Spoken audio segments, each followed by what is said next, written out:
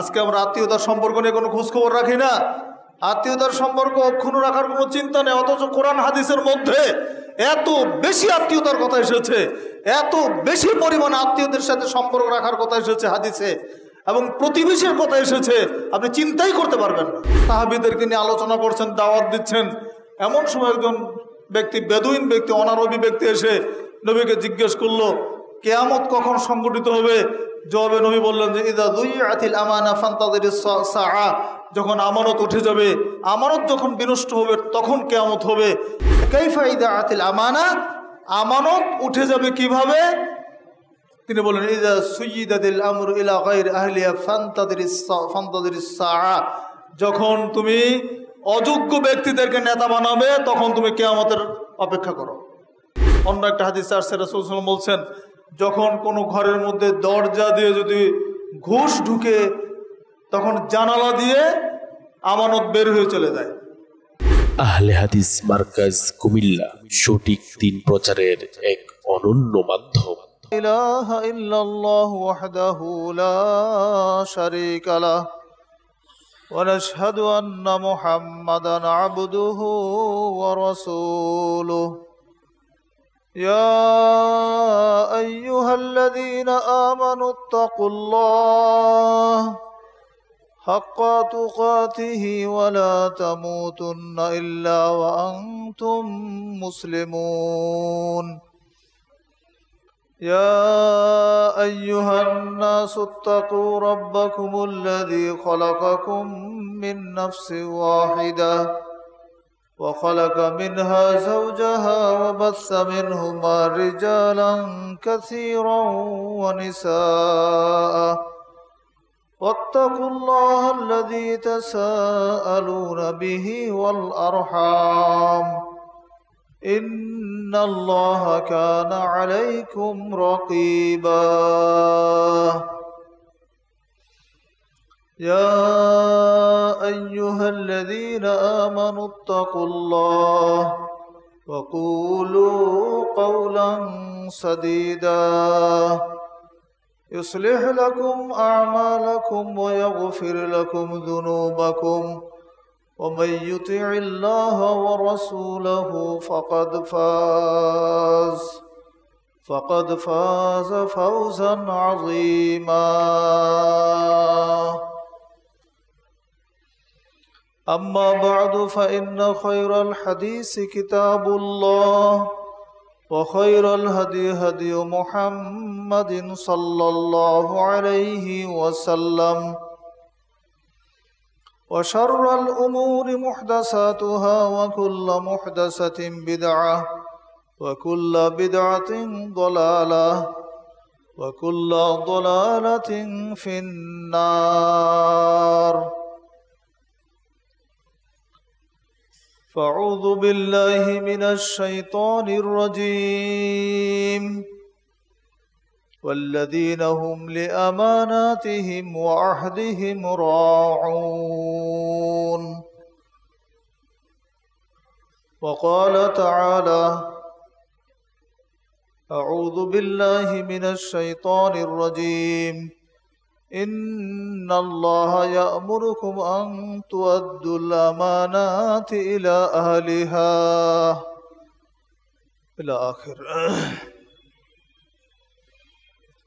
যাবতীয় প্রশংসা আল্লাহ রাব্বুল আলামিনের জন্য, যিনি আজকের এই বৃষ্টি বিঘ্নিত পরিবেশের মধ্যে আমাদেরকে তার এই পবিত্র গৃহে উপস্থিত হওয়ার তৌফিক দিয়েছেন।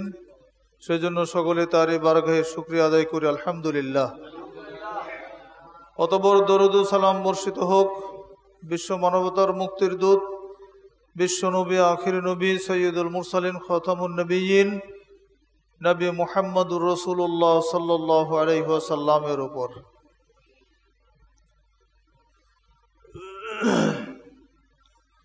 আজকের খুতবার আলোচ্য বিষয় হচ্ছে আমানত। এ মর্মে সূরা মুনাফিকুনের ৮ নম্বর আয়াতটি তিলাওয়াত করেছি এবং সূরা মুনাফিকুনের মুমিনুন থেকে ৮ নম্বর আয়াত তিলাওয়াত করেছি এবং সূরা নিসার ৫৮ নম্বর আয়াতের অংশ বিশেষ তিলাওয়াত করেছি। এই আয়াতগুলোকে সামনে রেখেই আমরা আমাদের নির্ধারিত বিষয়ের উপরে আলোচনা পেশ করবে ইনশাআল্লাহ। ওমা তৌফিক ইল্লা বিল্লাহ, আলাইহি তাওয়াক্কালতু ওয়া ইলাইহি উনীব। আমানত বিষয়ে আমরা কম বেশি সকলেই জ্ঞান রাখি।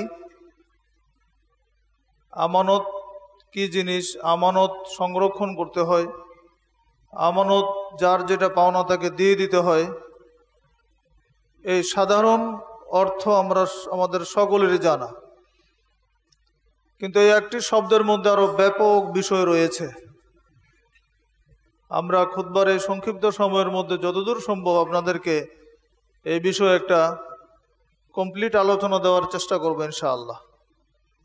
মোমেনদের গুণ আলোচনা করতে গিয়ে সূরা মুমিনুনের প্রথমে যে অনেকগুলো গুণের কথা আল্লাহ বলেছেন, তার মধ্যে অন্যতম একটি গুণ হচ্ছে ওয়াল্লাযীনা হুম লিআমানাতিহিম ওয়া আহদিহিম রাউন।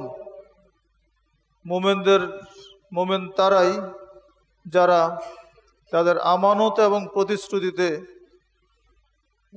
বা আমানত এবং প্রতিশ্রুতিকে যারা সংরক্ষণ করে বা যত্নবান, তারাই হচ্ছে মোমেন। যারা আমানত এবং ওয়াদার প্রতি যত্নশীল, যত্নবান, তাদের পরিচয় হচ্ছে মোমেন।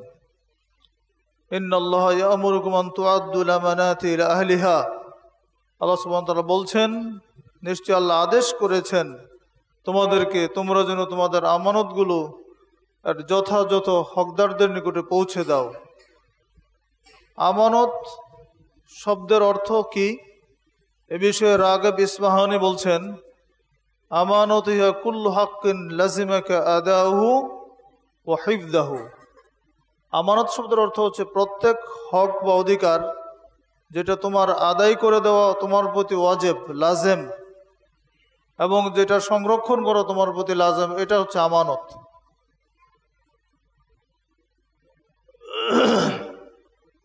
আল্লামা মাওয়ারদি রাহিমাহুল্লাহ বলছেন, আল আমানাতু মা আমারাল্লাহু সুবহানাহু মিন তুআতিহি ওয়া নাহা আন মাসিয়াতিহি।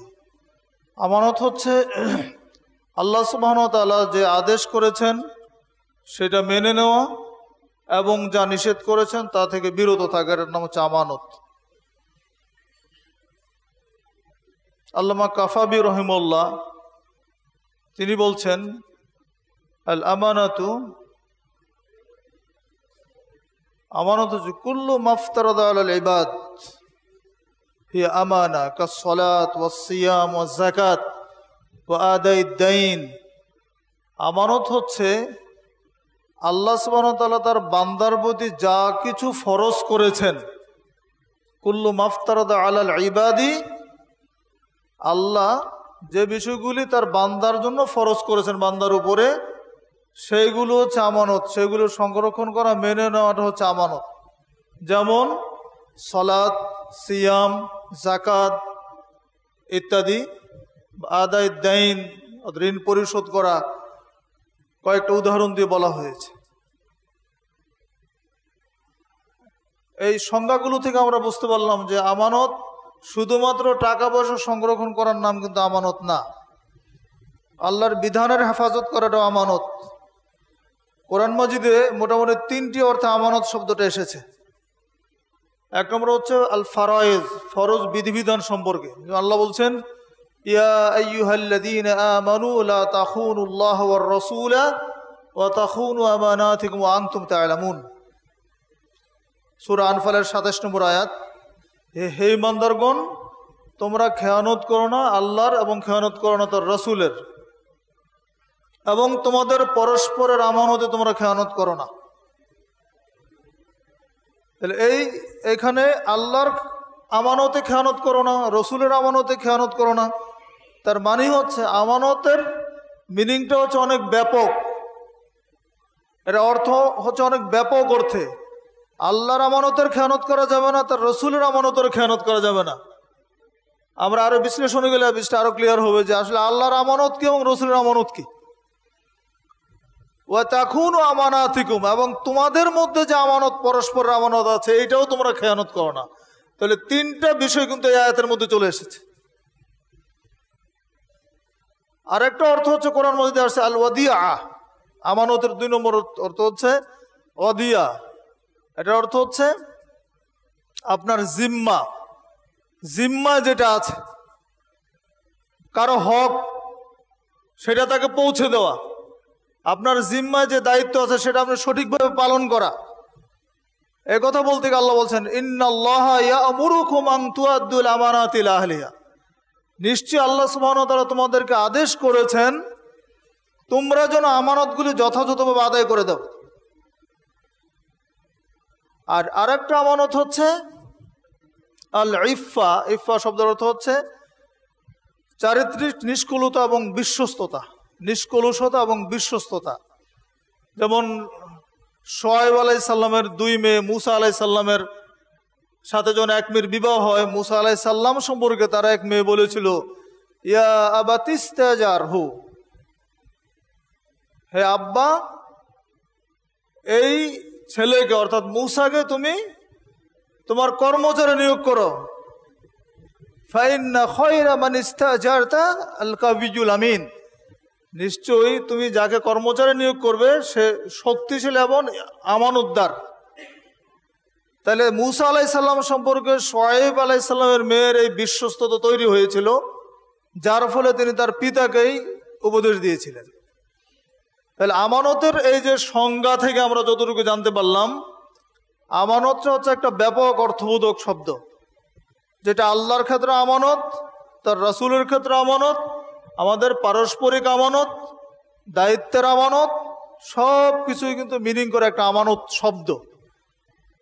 আমরা এত ব্যাপকভাবে আমানতটা জানি না, আমরা শুধু আমানত অর্থে বুঝে নিয়েছি যে আমানত মানে কারো কাছে টাকা পয়সা রাখা, টাকা রাখলাম আমানতের খেয়ানত করে ফেললাম, এইটুকু বুঝ আমাদের সবারই আছে।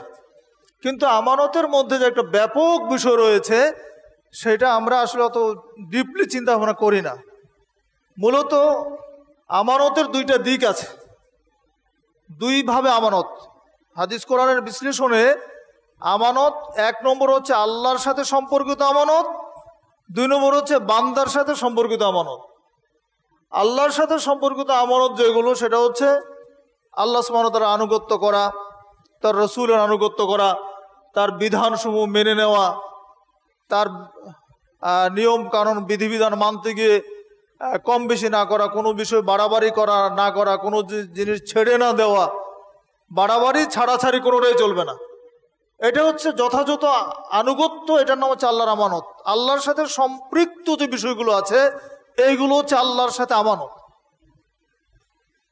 আর 2 নম্বর আমানত হচ্ছে বান্দার সাথে সম্পর্কিত আমানত।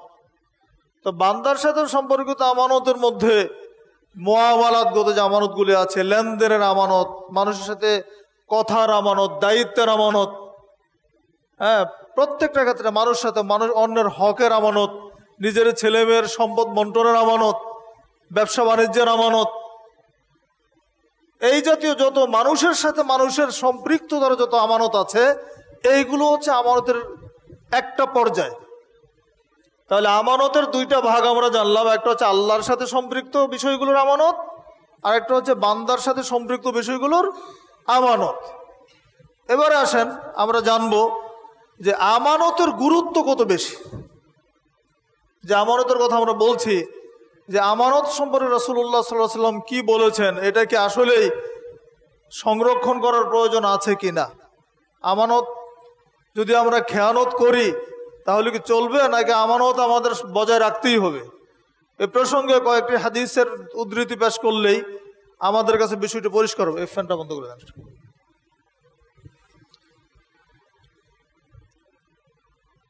এ প্রসঙ্গে রাসূলুল্লাহ সাল্লাল্লাহু আলাইহি ওয়াসাল্লাম থেকে যে কথাটা আসছে, যে তিনি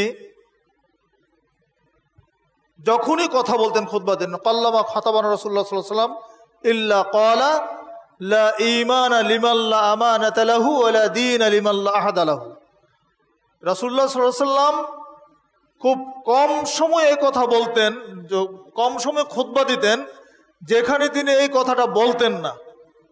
কথা আবার বলছে, রাসূলুল্লাহ সাল্লাল্লাহু আলাইহি ওয়াসাল্লাম খুব কম খুতবায় থাকতো তার এরকম, যেখানে তিনি এই কথাটা উদ্ধৃত করতেন না বা বলতেন না। সেটা হচ্ছে কি, লা ঈমানা লিমান লা আমানাতা লাহু ওয়া লা দীনা লিমান লা আহাদা লাহু। যার আমানত নেই তার ঈমান নেই, আর যার ওয়াদা ঠিক নেই তার দিন নেই। সহজ বাংলা যেটা, লা ঈমানা লিমান লা আমানাতা লাহু, ওই ব্যক্তির ঈমান নেই যার আমানতই ঠিক নেই। ওয়ালা দীনা লিমান লা আহদা লাহু, আর ওই ব্যক্তির দিন নেই যার কি নেই, ওয়াদা ঠিক নেই বা প্রতিশ্রুতি ঠিক নেই। তাহলে দুইটা বিষয় আমরা এখানে বলি, একটা হচ্ছে আমানত আর একটা হচ্ছে কি ওয়াদা। এই দুইটা অপরাধ কিন্তু আমাদের মধ্যে সব সময় চলে। আমরা ওয়াদারও বরখেলাপ করি, আমানতও তো খেয়ানত করি। আমানত প্রসঙ্গে অন্য একটা হাদিসে রাসূলুল্লাহ সাল্লাল্লাহু আলাইহি ওয়াসাল্লাম বলছেন, আন উবাদাহ ইবনে সামিত আন্না রাসূলুল্লাহ সাল্লাল্লাহু আলাইহি ওয়াসাল্লাম قال ইজমানু লি সিত্তা লিআনফুসিকুম আজমান লাকুমুল জান্নাহ। রাসূল কারীম সাল্লাল্লাহু আলাইহি ওয়াসাল্লাম বলেছেন যে তোমরা আমার জন্য 6টি বিষয়ের জিম্মাদারি হও, আজমান লাকুমুল জান্নাহ, আমি তোমাদের জান্নাতের জিম্মাদার হয়ে যাব। সুবহানাল্লাহ। 6টি বিষয়, খুব কান খাড়া করে শুনবেন। রাসূল কারীম সাল্লাল্লাহু আলাইহি ওয়াসাল্লাম বলেছেন ইজমানু লি সিত্তা লিআনফুসিকুম, তোমরা আমার জন্য তোমাদের 6টা বিষয় জিম্মাদারি নাও, তাহলে আজমানু লাকুমুল জান্নাহ, আমি নবী বলছি আমি তোমাদেরকে জান্নাতে নিয়ে যাব। জান্নাতে নিয়ে যাওয়ার দায়িত্ব হচ্ছে আমার। এই 6টি বিষয়ের জিম্মাদারির মধ্যে নাম্বার 1 হচ্ছে উসদুকু ইযা হাদ্দাসতুম, যখন তোমরা কথা বলবে তখন কি বলবে, সত্য কথা বলবে। ওয়াউফু ইযা ওয়া'আদতুম, 2 নম্বর হচ্ছে যখন তোমরা ওয়াদা করবে তখন সেটা ওয়াদা ঠিক রাখবে। ওয়াদু ইযা তুমিনতুম, যখন আমানত রাখা হয় তখন সেটা সংরক্ষণ করবে। ওয়াহফাজু ফুরুজাকুম, 4 নম্বর হচ্ছে তোমরা তোমাদের লজ্জাস্থানের হেফাজত করবে। জেনা ব্যভিচারের সাথে তোমরা জড়িত কখনো হবে না। 5 নম্বর হচ্ছে ওয়াগুযু আবসারাকুম, তোমরা তোমাদের চোখগুলোকে অবনত করে রাখবে। চোখ দিয়ে কোনো খারাপ দৃশ্য দেখবে না, খারাপ কিছু দেখার চেষ্টা করবে না। এই চোখ দিয়ে বেগানা নারীর দিকে তাকাবে না। এই ওয়াহফাজু ফুরুজ চাকুমের মধ্যে গুযু আইদিয়াকুম, তোমাদের আবসারাকুমের মধ্যে কিন্তু অনেক দেখা। আমরা যদি মনে করি যে শুধুমাত্র মহিলার দিকে তাকানো যাবে না, বেগানা নারীদের দিকে, শুধু এটা নয়, আপনার এই চোখটা আল্লাহর আমানত, আমানতের খেয়ানত যেন না হয়। আবার এই চোখ দিয়ে আমি কোনো খারাপ দৃশ্য দেখবো না, খারাপ কিছু, আমার মোবাইলে অনেক কিছু খারাপ আছে, আমি আমার চোখে হেফাজত করব। রাসূলুল্লাহ সাল্লাল্লাহু আলাইহি ওয়াসাল্লাম বলেছেন এটা। আর কি করতে হবে, ওয়া কুফু আইদিয়াকুম, তোমরা তোমাদের হাতগুলোকে নিয়ন্ত্রণ করে রাখবে। এই হাত দিয়ে কারোর প্রতি অন্যায় করবে না, হাত দিয়ে অন্যায় কথা লিখবে না, কাউকে হাত দিয়ে মারবে না, কারোর প্রতি জুলুম করবে না। হাত দিয়ে যদি একটা মিথ্যা কথা লিখেন সেটা হাত সংরক্ষণ হলো না। আপনি কারোর বিরুদ্ধে আপনি কোনো মানে সাক্ষী দিচ্ছেন, মিথ্যার সাক্ষী দিচ্ছেন, মিথ্যার স্বাক্ষর করছেন, জাল সই করছেন, তাহলে হাতের খেয়ানত হয়ে গেল। অন্য হাদিসে বলছেন রাসূলুল্লাহ সাল্লাল্লাহু আলাইহি ওয়াসাল্লাম, আল মুসলিমু মান সালিমা আল মুসলিমুনা মিন লিসানিহি ওয়া ইয়াদিহি, প্রকৃত মুসলমান হচ্ছে ওই ব্যক্তি যার হাত এবং জবান থেকে সমস্ত মুসলমান কি করে, নিরাপদে থাকে। তাহলে জবান দিয়ে মানুষকে কষ্ট দেওয়া হয় আর হাত দিয়ে মানুষকে কষ্ট দেওয়া হয়।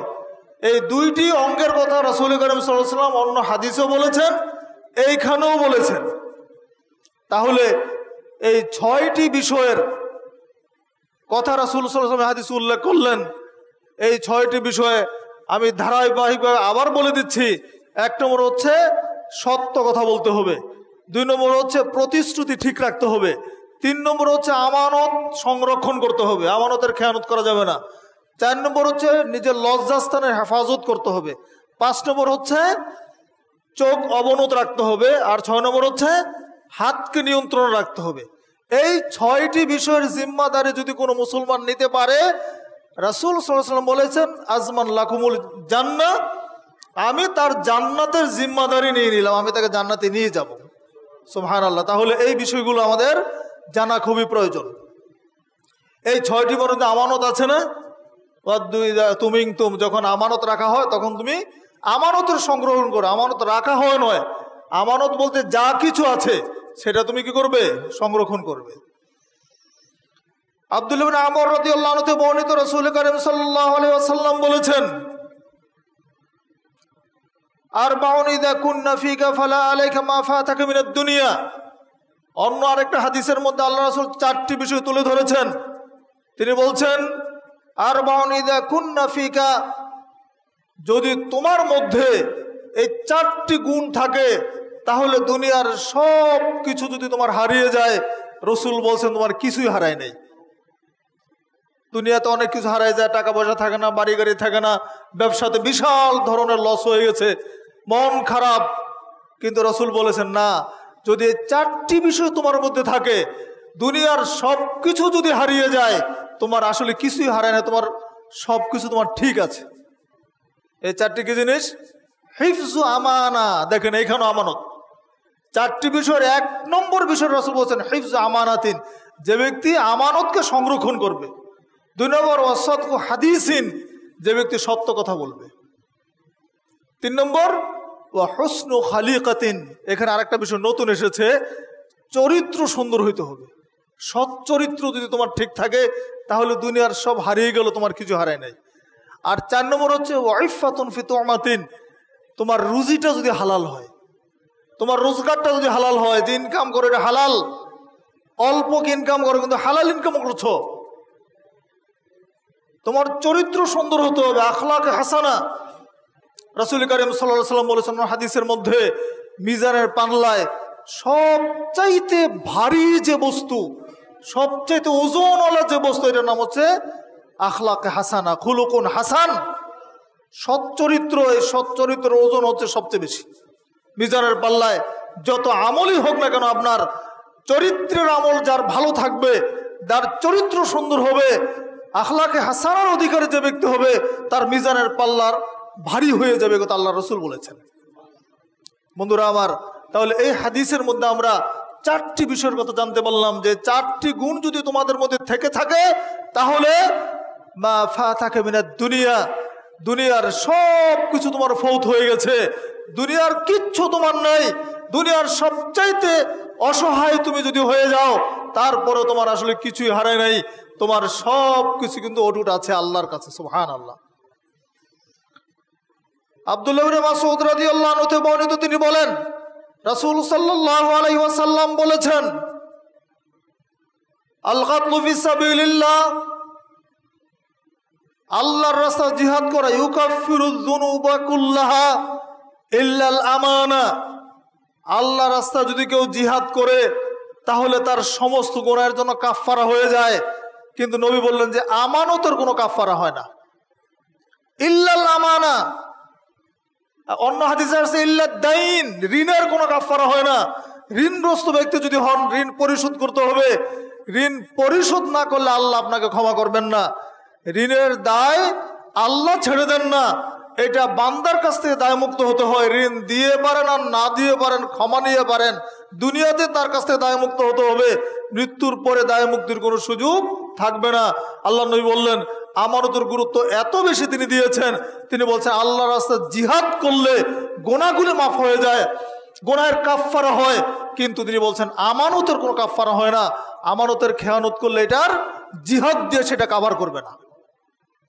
কত কঠিন একটা বিষয় হচ্ছে আমানত। আল্লাহর রাস্তায় জিহাদ করলে শহীদ হলে তার মর্যাদা কত বেশি, শহীদদের দরজা জান্নাতের সর্বোচ্চ আল্লাহ রাসূল বলেছেন।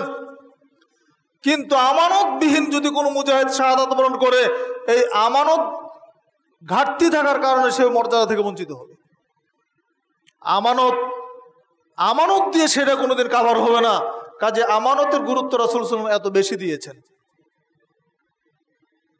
আনাস বিন মালিক রাদিয়াল্লাহু আনহু বলছেন, ইযা কানাত ফিল বাইতি খিয়ানা যাহাবাত মিনহুল আমানা যাহাবাত মিনহুল বারাকা, যে ঘরের মধ্যে খেয়ানত থাকে সেই ঘর থেকে বরকত বের হয়ে চলে যায়। যে ঘরের মধ্যে খেয়ানত থাকে সেই ঘর থেকে বরকত বের হয়ে চলে যায়। আব্দুল্লাহ ইবনে দিনার বলছেন, ইহদারু সালাসান ফাইন্নাহুন্না মুআল্লাকাতুন ফিল আরশ, তোমরা 3টি বিষয়ে সাবধান হও, 3টি বিষয়ে তোমরা কি করো, সতর্ক থাকো। কেননা ফাইন্নাহুন্না মুআল্লাকাতুন বিল আরশ, এই 3টা আরশের মধ্যে ঝুলন্ত থাকে এবং আল্লাহর কাছে এরা ফরিয়াদ করে। কি বলে?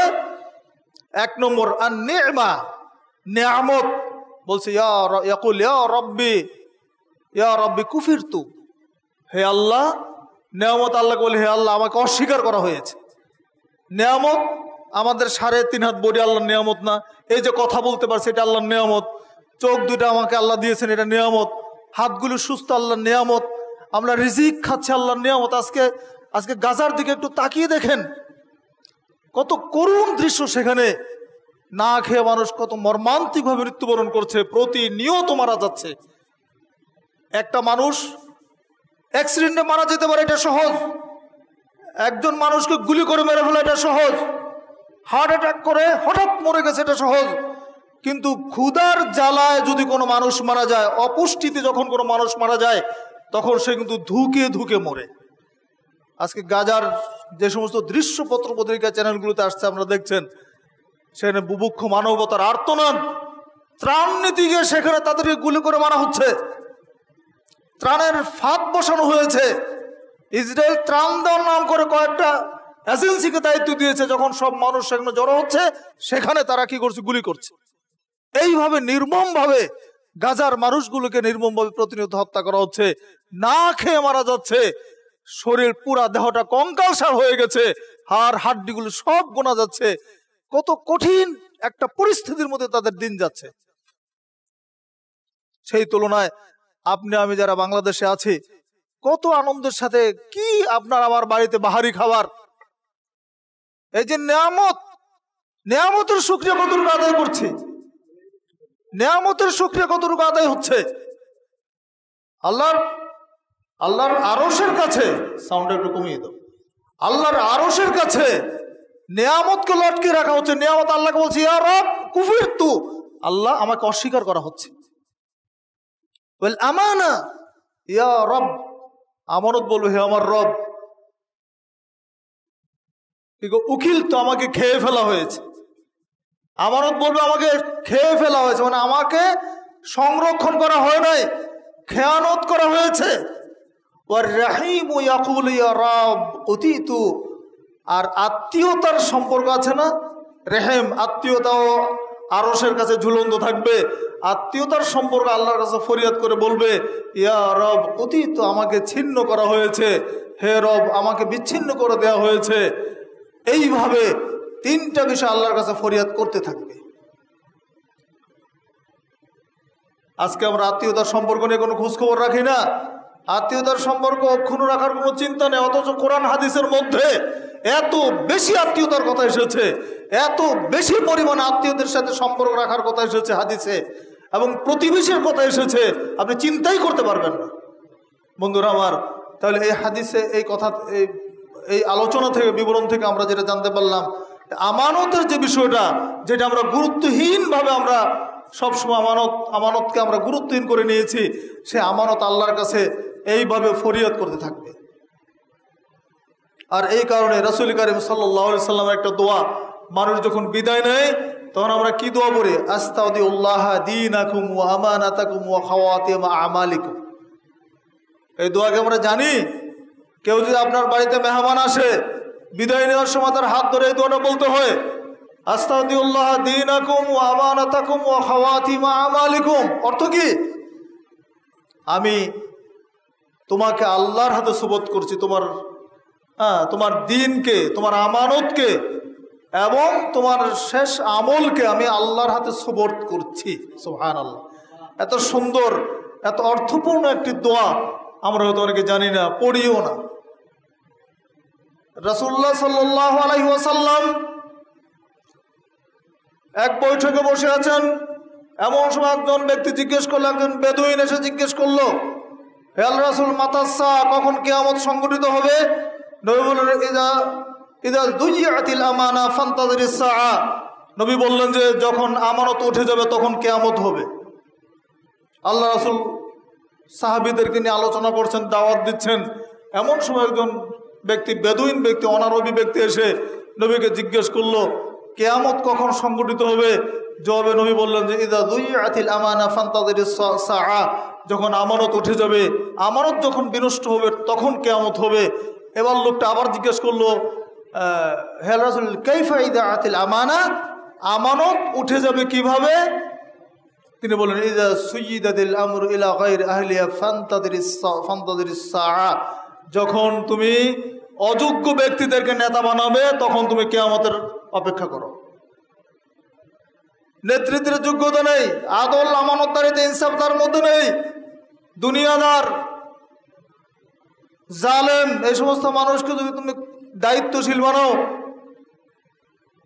তখন এটাই আমানত উঠে যাওয়া, তার মানে এটা দায়িত্বের আমানতের খেয়ানত করলাম, যার ফলে কি হবে কিয়ামতের জন্য রাসূল বলেছেন ফান্তাদিরিস সাআ, তখন তুমি কিয়ামতের অপেক্ষা করো। অন্য একটা হাদিসে আসছে রাসূল সাল্লাল্লাহু আলাইহি ওয়াসাল্লাম বলছেন যখন কোনো ঘরের মধ্যে দরজা দিয়ে যদি ঘুষ ঢুকে তখন জানালা দিয়ে আমানত বের হয়ে চলে যায়। তার আমানত এমন একটি গুরুত্বপূর্ণ বিষয়, রাসূল সাল্লাল্লাহু আলাইহি ওয়াসাল্লাম এবং তার সাহাবীদের কথা থেকে যেটা বোঝা যাচ্ছে আমানতকে ছোট করে দেখার কোনো সুযোগ নেই। অথচ আজকে আমরা আমানত নিয়ে এতটাই উদাসীন, আমানতের চিন্তা আমাদের মধ্যে নেই। কয়েকটি বিষয় আমরা আলোচনা করলে বিষয়টা আমাদের কাছে আরো স্পষ্ট হবে।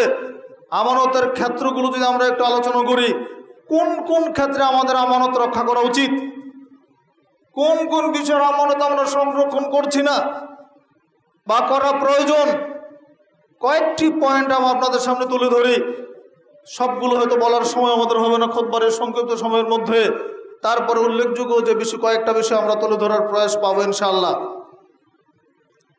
দিন এবং ইবাদতের আমানত। ওমা খালাকতুল জিন্না ওয়াল ইনসা ইল্লা লিয়াবুদুন, আল্লাহ রাব্বুল আলামিন সূরা জারিয়াতের 56 নম্বর আয়াতে বলছেন আমি মানুষ এবং জিন জাতিকে সৃষ্টি করেছি আমার তার ইবাদত করার জন্য। আল্লাহর ইবাদত করতে হবে, এই জন্য আল্লাহ আমাদেরকে পাঠিয়েছেন। যদি ইবাদত না করি খেয়ানতকারী হলাম, ইবাদত করতে গিয়ে যদি শিরিক করে খেয়ানতকারী হলাম। আমরা প্রতিনিয়ত আমাদের আকীদায় শিরিক, আমলে শিরিক। আমরা আল্লাহর কাছে প্রার্থনা করি, আমরা বাবার কাছেও যাই, আমরা মসজিদে সিজদা করি, আবার মাজারে গিয়েও সিজদা করি।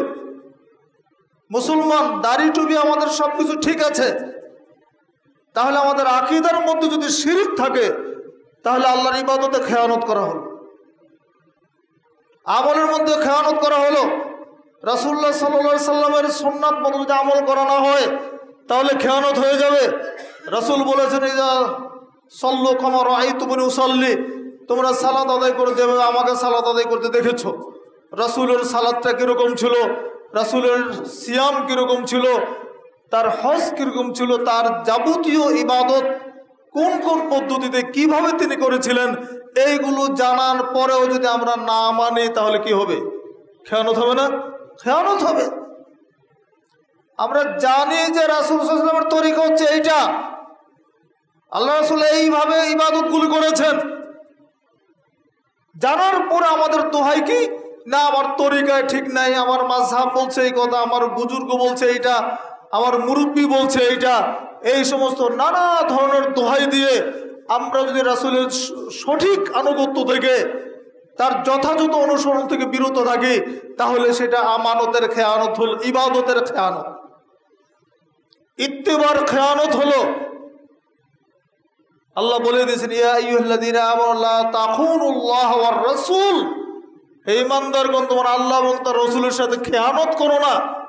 তা আল্লাহ এবং তার রাসূলের সাথে খেয়ানত এটা কোনটা? আল্লাহ রাসূলের সাথে টাকা পয়সার খেয়ানত হবে? আল্লাহকে আমাদেরকে টাকা দিয়েছেন সরাসরি, রাসূলকে আমাদের টাকা দিয়েছেন, তিনি দিয়েছেন বিধান, তিনি দিয়েছেন রীতি পদ্ধতি দিয়েছেন, তিনি আমাদের একটা গাইডলাইন বলে দিয়েছেন, চলার একটা পদ্ধতি বলে দিয়েছেন, দৈনন্দিন জীবনে একটা রুটিন বলে দিয়েছেন। এই রুটিনের যিনি কি ব্যতিক্রম করবেন তিনি খেয়ানতকারী হবেন। হাদিস তো আপনাদের জানাই আছে, আল্লাহ নবীর স্ত্রীদের আমল জানতে 3 জন ব্যক্তি গিয়েছিলেন তার বাড়িতে। যখন রাসূলের আমল জানানো হলো তখন তারা নিজেরা চিন্তা করলো যে আল্লাহ নবীর আমল তো এটা অল্প, ঠিক আছে, তার তো গুনাহ মাফ, আগের পরের সমস্ত গুনাহ আল্লাহ ক্ষমা করে দিয়েছেন, এটা তার জন্য চলবে, আমাদের জন্য আরো বেশি করতে হবে। তো বেশিটা কি ছিল? একজন বললো সারা রাত সালাত আদায় করবো, আর একজন বললো প্রতিদিন সিয়াম রাখবো, আর একজন বললো আমি বিবাহ করবো না। জানা হাদিস। কিন্তু এই সুন্দর চিন্তা চেতনা তাদের, এইগুলোকে আল্লাহ রাসূল সমর্থন করলেন না, পাল্টা ধমক দিয়ে দিলেন, ফামান রাকিবান সুন্নতি ফালাইসা মিন্নি, যে ব্যক্তি আমার সুন্নাতের বিরোধিতা করবে সে আমার উম্মত থেকে খারিজ হয়ে যাবে, আমার উম্মতের অন্তর্ভুক্ত সে থাকতে পারবে না। আল্লাহ নবী কেন তাদের এই ভালো কথাগুলি সমর্থন করলেন না? কারণ এটা সুন্নাহ না, এটা খেয়ানত। ইবাদত বেশি করলেও খেয়ানত হবে, কম করলেও খেয়ানত হবে। রাসূল যেটা করেছেন, যতটুকু করেছেন ঠিক ততটুকু আমাকে আপনাকে করতে হবে। অঙ্গ প্রত্যঙ্গের খেয়ানত, আল্লাহ আমাকে হাত পা চক্ষু নাসিকা সব কিছু দিয়েছেন, এইগুলো যদি আমরা আল্লাহর পথে ব্যয় না করি তাহলে খেয়ানত হবে। আমার ব্রেনটা আল্লাহ সৃষ্টি করেছেন, চিন্তার মালিক হচ্ছেন আল্লাহ, আমাকে চিন্তা করার সামর্থ্য দিয়েছেন। যদি আমি এই মাথা দিয়ে খারাপ চিন্তা করি, এই মাথার খেয়ানত হবে। পা দিয়ে যদি আমি খারাপ কাজ করতে এগিয়ে যাই, পায়ের খেয়ানত হবে। হাত দিয়ে যদি অন্যায় কাজ করি, হাতের খেয়ানত হবে। ইন্নাস সামা ওয়াল বাসার ওয়াল ফুয়াদা কানা উলাইকা আনহু মাসউলা, আল্লাহ সুবহানাহু ওয়া তাআলা বলে দিয়েছে, নিশ্চয়ই কর্ণ, চক্ষু এবং তোমার অন্তঃকরণ প্রত্যেকটাকে জিজ্ঞেস করা হবে কিয়ামতের দিন। কাজেই শুধু আমার হাতও বলে দিবে, হাত সাক্ষী দিয়ে দিবে আল্লাহর কাছে। আমাদের শরীরের চামড়াগুলো আল্লাহর সামনে কথা বলবে, তাই আমাদের দিন এগুলোর জবান খুলে দেওয়া হবে। এই জবান দিয়ে তারা দুনিয়ার জীবনে যত অপরাধ আমি করেছিলাম, আমার নিজের অঙ্গগুলো আমার বিরুদ্ধে আল্লাহর কাছে সাক্ষী দিতে থাকবে। সেদিন আমার জবান বন্ধ হয়ে যাবে, আমার মুখ দিয়ে কথা বলার কোনো ক্ষমতা হবে না। আমার হাত সাক্ষী দিবে আল্লাহর কাছে, আমার পা সাক্ষী দিবে আল্লাহর কাছে, আমার চামড়াগুলো আল্লাহর সাথে কথা বলে বলবে যে হ্যাঁ আল্লাহ, তোমার এই বান্দা আমার এই দেহ নিয়ে এই অপরাধ করেছিল, আমার এই হাত দিয়ে, তোমার দেওয়ার হাত দিয়ে সে অন্যায় কাজের সাথে জড়িত ছিল, তোমার দেওয়াই পা দিয়ে সে খারাপ কাজের দিকে এগিয়ে গিয়েছিল। প্রত্যেকটা অঙ্গ সেদিন আল্লাহর কাছে সাক্ষী দিয়ে দিবে। সেদিন আমার বাঁচার, আপনার বাঁচার কোনো উপায় থাকবে না। এই জন্য অঙ্গ প্রত্যঙ্গের আমানতের দিকে খেয়াল রাখতে হবে। আমাকে আল্লাহ হাত দিয়েছেন, আলহামদুলিল্লাহ। একজন মানুষের হাত নেই, রাস্তাঘাটে চলতে গিয়ে কত মানুষকে আমরা পঙ্গু দেখি, দুইটা হাত নেই এরকম মানুষ অসংখ্য দেখা যায়। দুই হাত নেই, মাঝে মধ্যে নাটোর থেকে বাসে উঠে একটা লোক দুইটা হাত নেই, দুই হাত নেই, পা দিয়ে আস্তে আস্তে গিয়ে যায়, গাড়িতে ওঠে, তারপরে মানুষের কাছে সহযোগিতা নেয়।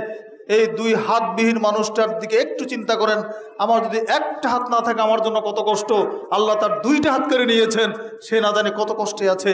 এটার নাম হচ্ছে নেয়ামত। আল্লাহ আমাকে নেয়ামত দিয়েছেন, প্রতি মুহূর্তে তার শুকরিয়া আদায় করতে হবে। আল্লাহ বলছেন লাইন শাকারতা লাযীদান্নাকুম ওয়া লাইন কাফারতা ইন্না আযাবি লাশাদীদ, যদি আমার শুকরিয়া আদায় করো তাহলে আমি তোমাদেরকে বাড়িয়ে দিব, বেশি বেশি করে দেব।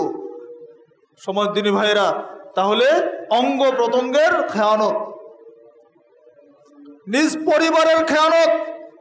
আমি পরিবারের কর্তা, কিভাবে পরিবার পরিচালনা করছি। আল্লাহ সুবহানাহু ওয়া তাআলা বলছেন ইয়া আইয়ুহাল্লাযীনা আমানু কু আনফুসাকুম ওয়া আহলিকুম নারা, হে ঈমানদারগণ তুমি নিজে এবং তোমার আহল পরিবারকে জাহান্নামের আগুন থেকে বাঁচাও। জাহান্নামের আগুন থেকে বাঁচানোর দায়িত্ব আমার পরিবারকে আল্লাহ আমাকে দিয়েছেন। রাসূল সাল্লাল্লাহু আলাইহি ওয়াসাল্লাম বলেছেন সালাসান কাদ হারামাল্লাহু আলাইহিমুল জান্নাহ, তিনজন ব্যক্তির জন্য জান্নাত হারাম করে দিয়েছেন। তার মধ্যে একজন হচ্ছে দায়ুস আল আখ, দুই নম্বর হচ্ছে যে দায়ুসকে, যে তার পরিবারকে বেপরদার মধ্যে রাখে, মানে পর্দার মধ্যে, শরীর গণ্ডির মধ্যে রাখে না। অনেক পরিবার আছেন, অনেক গৃহকর্তা আছেন যারা তাদের ফ্যামিলিকে আল্ট্রা মডার্ন বানাইতে গিয়ে যা আছে তাই করেন, বরং তারা উৎসাহ বোধ করেন বা আনন্দ বোধ করেন যে তাদের ফ্যামিলি খোলামেলা চলুক, মানুষের সাথে মিশুক, বিভিন্ন আয়োজন অনুষ্ঠান অংশগ্রহণ করুক। অনুষ্ঠান অংশগ্রহণ করা তো নাজায়েজ বলছি না, কিন্তু বেপরদার সাথে তো করা যাবে না। অবশ্যই আমাদের বিভিন্ন অনুষ্ঠানে, বিবাহ পর্ব, বিভিন্ন আয়োজনের মধ্যে আমাদের মা বোনদেরকেও শরীক রাখতে হবে, কিন্তু সেটা কিভাবে, তাদের জন্য পৃথক ব্যবস্থাপনা থাকবে, তাদের জন্য আয়োজনটা থাকবে আলাদাভাবে, সেখানে যেন কোনো বেপরদা নারী না থাকতে পারে বা কোনো পুরুষ যেন সেখানে প্রবেশ করতে না পারে এরকম একটা পরিবেশ তৈরি করতে হবে। তাদের পোশাক হবে শালীন পোশাক, তাদের বোরকা হবে ঢিলাঢালা বোরকা, বোরকার মধ্যে পর্দা আছে, হিজাব আছে। আধুনিক ফ্যাশনেবল যে বোরকাগুলো পরা হয় এইগুলো দিয়ে কোনোদিন পর্দা রক্ষা হয় না। বোরকা কিরকম হবে সেটাও শরীয়তে বলা আছে। এই বিষয়গুলির ক্ষেত্রে যদি আমরা যারা পুরুষ আমরা যদি সেই সতর্ক না হই, সাবধান না হই, আমরা আমাদের স্ত্রী পরিবারকে যদি আমরা নিয়ন্ত্রণ করতে না পারি তাহলে হয়ে যাব দায়ুস। আর দায়ুস লা ইয়াদখুল জান্নাত, দায়ুস জান্নাতে যেতে পারবে না। তাহলে আমি আমার স্ত্রীর কারণে, আমার পরিবারের কারণে আমি আমার জান্নাত হারিয়ে ফেলছি। পরিবারের আমানত রক্ষা সংরক্ষণ করতে পারছি না। সন্তান প্রতিপালনে আমানত, সন্তান জন্মের পর থেকে তাকে দ্বীনি শিক্ষা দান করতে হবে। প্রত্যেকটা সন্তানই রাসূলুল্লাহ সাল্লাল্লাহু আলাইহি ওয়াসাল্লাম বলেছেন কুল্লু মাউলুদিন ইউলাদু আলাল ফিতরাত, প্রত্যেকটা আদম সন্তান ইসলামের উপর জন্মগ্রহণ করে। ফাআবাওয়াহু ইউহাউবিদানিহি আও ইউনাসসিরানিহি আও ইউমাজ্জিসানিহি, কিন্তু তার পিতামাতা তাকে ইহুদি বানায়, নাসারা বানায়, অগ্নি পূজারী বানায়। পিতামাতার কারণে সন্তান ইহুদি হয়, পিতামাতার কারণে সন্তান নাসারা হয়, মুশরিক হয়। পিতামাতার কারণে সন্তান মাজারে যায় সিজদা করতে, কারণ বাবা নিয়ে যায় বলে ছেলেও যায়। এই জন্য নবী বলে দিয়েছেন ১৫০০ বছর আগে আদম সন্তান প্রত্যেকেই ইসলামের উপরে জন্মগ্রহণ করে, কিন্তু দায়ী হয়ে পিতামাতা। এইখানে যদি আমানতের খেয়ানত করা হয় তাহলে আল্লাহর কাছে দায়ী হয়ে যেতে হবে। মুরু আওলাদাকুম বিসসালাত ওয়া হুম আবনাউ সাবঈ সিনিন, নবী বলেছেন সন্তানের বয়স যখন 7 বছর হবে তাকে সালাতের আদেশ করো। ওয়াদরিবুহুম ওয়া হুম আবনাউ 10 সিনিন, যখন 10 বছর হয় তখন তাকে সালাতের জন্য তুমি কি করো, হালকা মারো, শাসন করো, তার বিছানাকে পৃথক করে দাও। শরীয়ত এই নিয়ম নীতি আমাদেরকে দিয়েছে, শরীয়ত আমাদেরকে বলে দিয়েছে আমাদের ছেলে মেয়েদের নিয়ম পদ্ধতি কি হবে, চলাফেরা কিরকম হবে, তাদের কি বলে পোশাক পরিচ্ছদ কি হবে। এইগুলো সব গৃহকর্তা হিসাবে, পিতামাতা হিসেবে আমাদের দায়িত্ব আমাদের সন্তানদেরকে শিক্ষা দেওয়া। এটা আমাদের উপর আমানত। এই আমানত যদি আমরা রক্ষা না করে আল্লাহর কাছে জবাব দিতে হবে। ব্যবসা বাণিজ্যের আমানত, ব্যবসা বাণিজ্য যারা আমরা করি সবচেয়ে খেয়ানতের একটা বড় জায়গা হচ্ছে ব্যবসা বাণিজ্যের জায়গা। সেখানে আমরা ওজনে কম দেই, সেখানে আমরা মিথ্যা কসম খাই। ব্যবসা বাণিজ্য সম্পর্কে কোরআন হাদিসে বিস্তর আলোচনা আছে। এত সুন্দর পেশা, একটা মহান পেশা হচ্ছে ব্যবসা বাণিজ্য। এই যে পেশার কথা আল্লাহ কোরআনের মধ্যে উল্লেখ করেছেন, আহাল্লাল্লাহুল বাই'a ওয়া হারামার রিবা, ব্যবসা বাণিজ্যকে আল্লাহ হালাল করেছেন, সুদকে আল্লাহ হারাম করেছেন। আত-তাজিরুস সাদুকুল আমিন মা'আন নাবিয়্যিন ওয়াস সিদ্দিকিন ওয়াশ শুহাদা, আল্লাহর নবী বলেছেন আত-তাজিরুস সাদুকুল আমিন, সত্যবাদী বিশ্বস্ত ইমানদার ব্যবসায়ী কাল কিয়ামতের দিন নবী এবং সিদ্দিক শহীদদের সাথে থাকার সুযোগ পাবে। সুবহানাল্লাহ। আল্লাহ রাসূল বলছেন ইয়া আইয়ুহাত তুজ্জার ইয়াকুমুল কাযিব, নবী বলছেন হে ব্যবসায়ী সমাজ শুনে রেখো, তোমরা মিথ্যা কথা বলবে না। কারণ ব্যবসায়ীরা মিথ্যা কথা বলে বেশি, কারণ মাল বিক্রি করার জন্য বেশি মিথ্যা কথা বলে, বেশি কসম করে। রাসূল বলছেন ইয়াকুম কাসরাতাল হালিফ ফিল বাই, তোমরা বিক্রয় করতে গিয়ে, বেচাকেনা করতে গিয়ে বেশি শপথ করবে না, বেশি কসম করবে না। বেশি কসম যদি করো তাহলে কি হবে, ফাইনা ইউনাফিক, বেশি বিক্রি হবে কিন্তু বরকত উঠে যাবে। রাসূল বলছেন কসম বেশি করলে কাটতি বেশি হতে পারে, এই কথা ঠিক, কিন্তু বরকত থাকবে না। বেশি বিক্রি করলে যে বরকত বেশি হবে তার গ্যারান্টি কি? মিথ্যা কসম খেয়ে যদি আমি বেশি বিক্রি করি, নবী বলছেন হ্যাঁ বিক্রি বেশি হবে, এটা ঠিক আছে, কিন্তু তোমার বরকত সেখানে আর থাকবে না, বরকত বঞ্চিত, বরকত উঠে যাবে। তাহলে সারাদিন যত বেশি বিক্রি করেন, সারা মাসে যত পয়সা আয় করেন, বছরে যত টাকা আপনি রোজগার করলেন, যদি বরকত না থাকে এই টাকার কোনো দাম আছে? একটা অসুখ হলে দুনিয়ার সব কিছু শেষ। বহু টাকার মালিক আপনি, কিন্তু আপনার মনে কোনো প্রশান্তি নেই, অশান্তির আগুনে আপনি দাউ দাউ করে জ্বলছেন। এমন একটা রোগ আল্লাহ আপনার শরীরের মধ্যে দিয়ে দিয়েছেন, আপনার রিজিক বন্ধ হয়ে গেছে, কোনো খানা বেনার সুযোগ নেই। ডাক্তার বলছে শুধু সবজি ছাড়া কিছু খেতে পারবেন আর, শেষ। তাহলে আপনার টাকা পয়সা দিয়ে কি হবে? রোজগার তো আপনি বহুত করেছি জীবনে, তাহলে শান্তিপূর্ণ একটা জীবন আপনার হায়াত পর্যন্ত যদি আপনি অল্প খেয়ে যান, সামান্য খান, অল্প তুষ্ট থাকেন, সুস্থ থেকে যদি আপনি যেতে পারেন, এর চাইতে বড় নিয়ামত আর কি হতে পারে? আপনার টাকা পয়সা, আপনার গাড়ি বাড়ি, আপনার সহায় সম্পত্তি কোনোটা আপনার সাথে কবরে যাবে না, সব কিছু দুনিয়াতে থাকবে, থেকে যাবে। সম্মানিত উপস্থিতি, ব্যবসা বাণিজ্যের আমানত, গোপনীয়তার আমানত। আমাদের স্বভাব হচ্ছে মানুষের দোষটাকে টেনে বের করা যায় কিভাবে। একটা মানুষের দোষ যদি আমরা পাই, সেটাকে কিভাবে আরো রং টং দিয়ে আরো বৃদ্ধি করা যায়। অথচ আল্লাহ নবী বলছেন দোষটা ঢেকে রাখো, মানুষের দোষটা ঢেকে রাখো। দোষ ঢেকে রাখাও একটা আমানত। আল্লাহ রাসূল বলছেন তুমি যদি কোনো ব্যক্তির দোষকে ঢেকে রাখো, কাল কিয়ামতের দিন আল্লাহ তোমার দোষটা ঢেকে রাখবেন। সুবহানাল্লাহ। কিন্তু মানুষের স্বভাব হচ্ছে উল্টা। এটা একটা আমানত, ন্যায় বিচারের আমানত। বিচার যারা কার্য করেন, তারা যদি আমানতের খেয়ানত করেন, তাহলে তাদের জন্য নির্ঘাত জাহান্নাম। আল্লাহ নবী বলেছেন 3 প্রকার বিচারকের মধ্যে 1 প্রকার জান্নাতে যাবে, আর 2 প্রকার বিচারক জাহান্নামে যাবে। এইটা একবারে সমাজের নিচের স্তর থেকে শুরু করে একেবারে সর্বোচ্চ আদালত, বাংলাদেশ সুপ্রিম কোর্ট বলেন, ওয়ার্ল্ডের আরো বড় বড় আদালতের যারা বিচারক আছে, সবার জন্য একটা হাদিস যথেষ্ট। আল কুদাতু সালাসা ওয়াহিদুন ফিল জান্নাহ ওয়া ইসনানি ফিন নার। 3 শ্রেণীর বিচারক আছে। আল্লাহ নবী বলেছেন ইসনানি ফিন নার, 2 প্রকার বিচারক জাহান্নামে যাবে, ওয়াহিদুন ফিল জান্নাহ, 1 প্রকারের বিচারক জান্নাতে যাবে। আল্লাহ নবী বলেছেন যে বিচারক জাহান্নামে যাবে তারা কারা? যিনি হক বুঝেন কিন্তু অন্যায় বিচার করেন, যিনি বুঝেছেন যে এই লোকটা নির্দোষ কিন্তু তার বিরুদ্ধে রায় দিয়ে দিলেন, এই লোক জাহান্নামে যাবে। আর একজন জাহান্নামী বিচারক হচ্ছেন যিনি না বুঝে রায় দিবেন, কিছুই বুঝেন না, আগামাথা কিছুই জানেন না, হুমজি গেলে একটা রায় দিয়ে দিলেন, এই রে তার ফাঁসি হতে পারে, মুক্তি হতে পারে। এইরকম মূর্খতার সাথে বিল জাহাল বলা হয়েছে, এই জাহালতের সাথে যারা বিচার করে জাহান্নামে যাবে।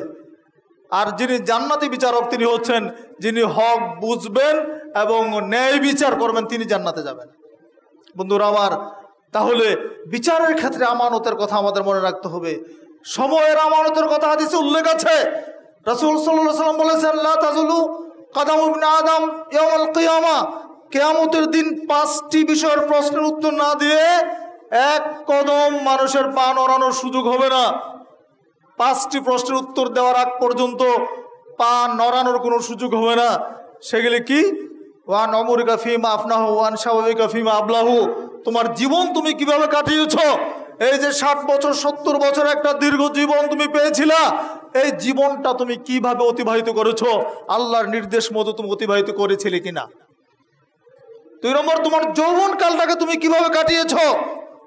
যৌবনের নিয়ামত যে আল্লাহ তোমাকে দিয়েছিলেন, এই নিয়ামতটা তুমি কি আল্লাহর পথে ব্যয় করেছো নাকি শয়তানের পথে ব্যয় করেছো, হারাম পথে ব্যয় করেছো নাকি হালাল পথে ব্যয় করেছো, এই প্রশ্ন আল্লাহ কিয়ামতের দিন করবেন।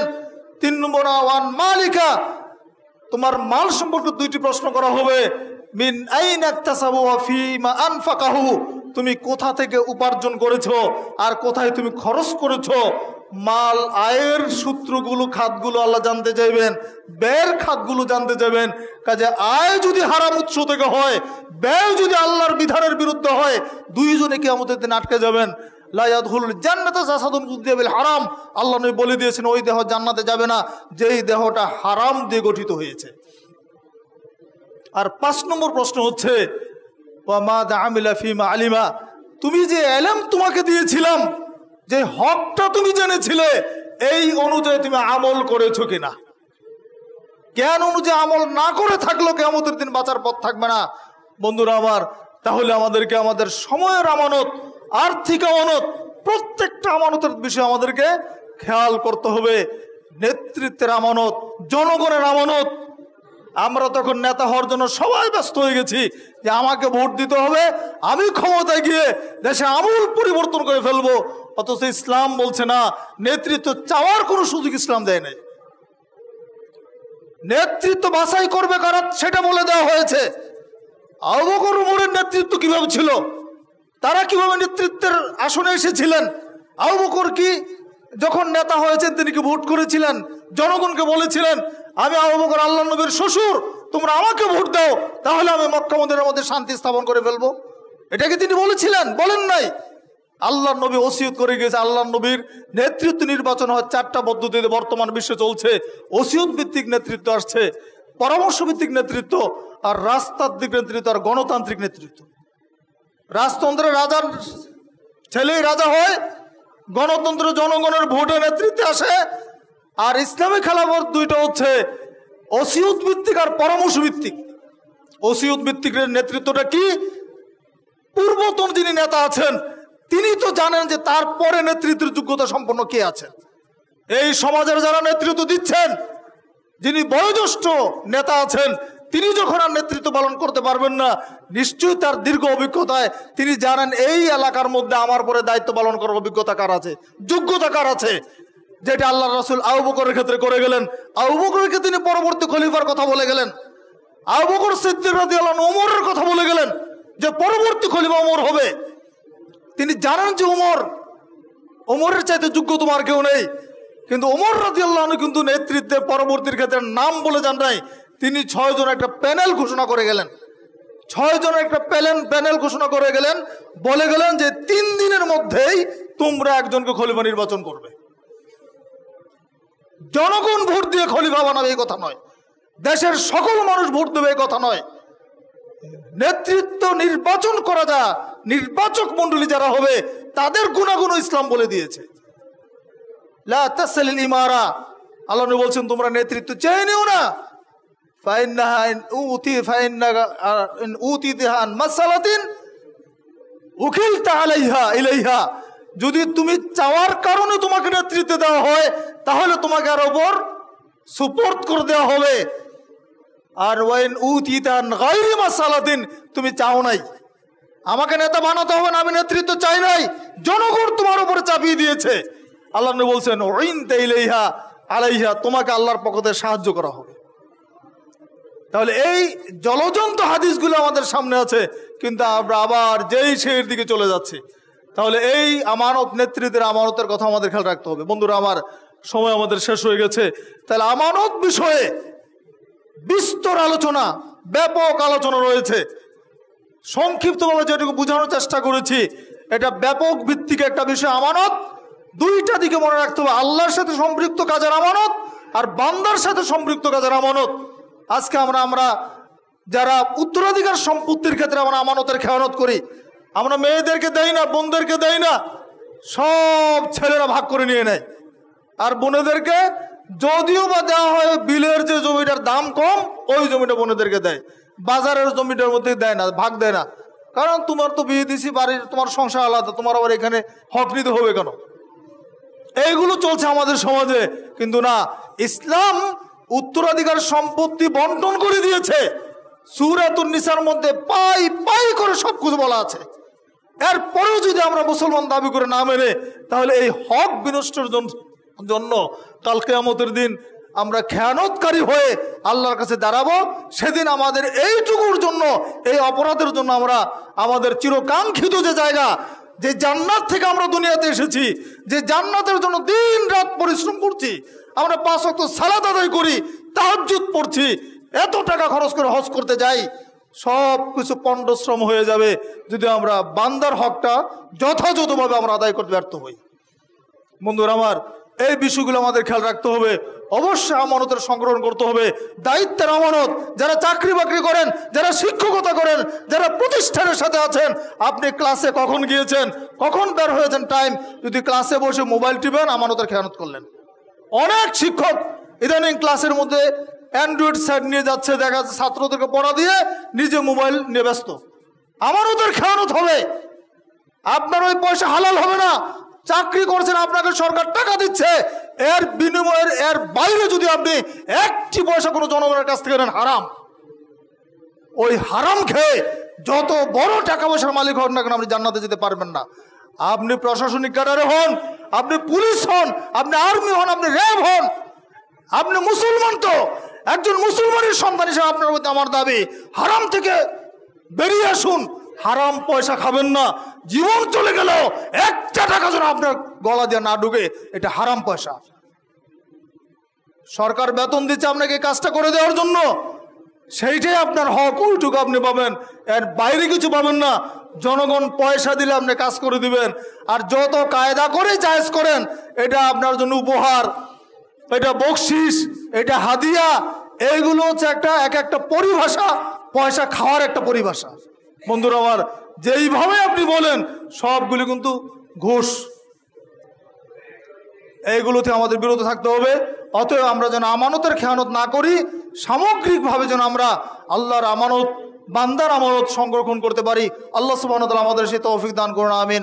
আকুলু কাউলি হাযা ওয়া আস্তাগফিরুল্লাহ লি ওয়া লাকুম ওয়া লিসাইরিল মুসলিমিন।